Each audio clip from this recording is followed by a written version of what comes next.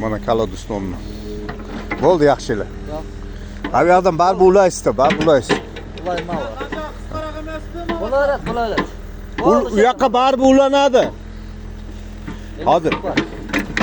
Bo'ldi shu, ana. Olavering. Normal. Kengroq olsa bu yoqqa jildiriladi.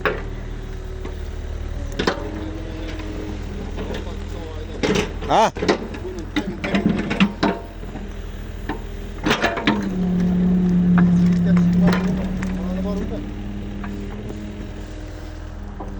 Ketmanmi?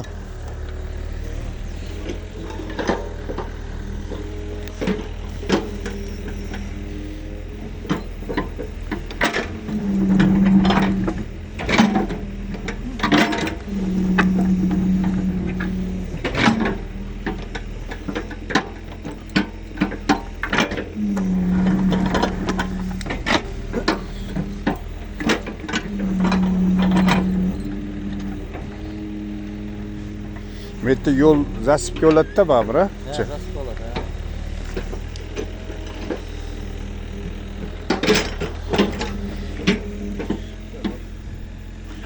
O'sha narxi chekana. Narxda. Ha, o'sha. Ha. Qani? Mana yerdan ham chop borsin. Olmaymasın. Ha? Gecede kalktı. Taşır gecede. Al şu hozir naryani ham cholish kerak-da. Olmaydı. Ha, turba bu yerda bo'ladi. Ha, turma, o'rtoqda bo'ladi. Ha.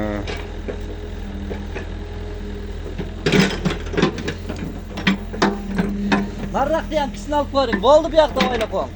Narraqda.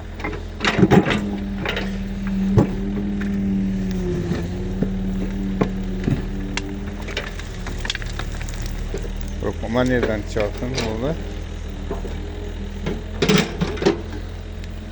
Olar. Ashirda. Oling ashirda.